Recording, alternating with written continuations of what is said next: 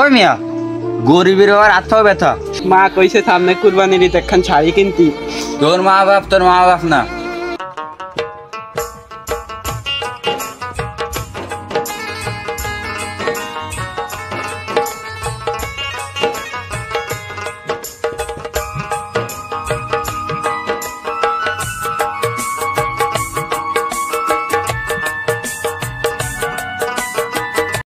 এই সাজ্জাদ, তোমাকে এখানের জন্য কয়দিনের কাজ দিয়েছিলাম, তা তুমি এখানে কাজ শেষ করতে পারো নাই কেন?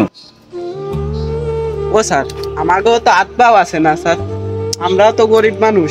এই কাজ করতেছি আজ 10-15 দিন, হাত পা হয়ে যায় ব্যথা স্যার, হয় না স্যার।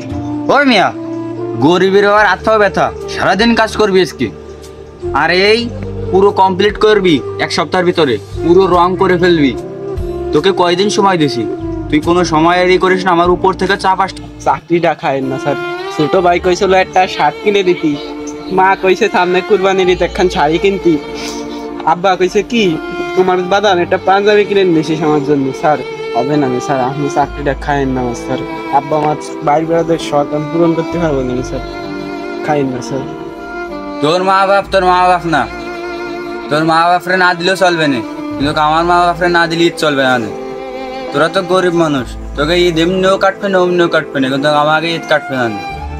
আমাকে প্রতিদিন 1000 টাকা 2000 টাকা খরচা লাগে, পকেট খরচ। আর তোরা সারাদিন কাজ করবে এখানে, মাস গেলেই 10,000 টাকা নিবি।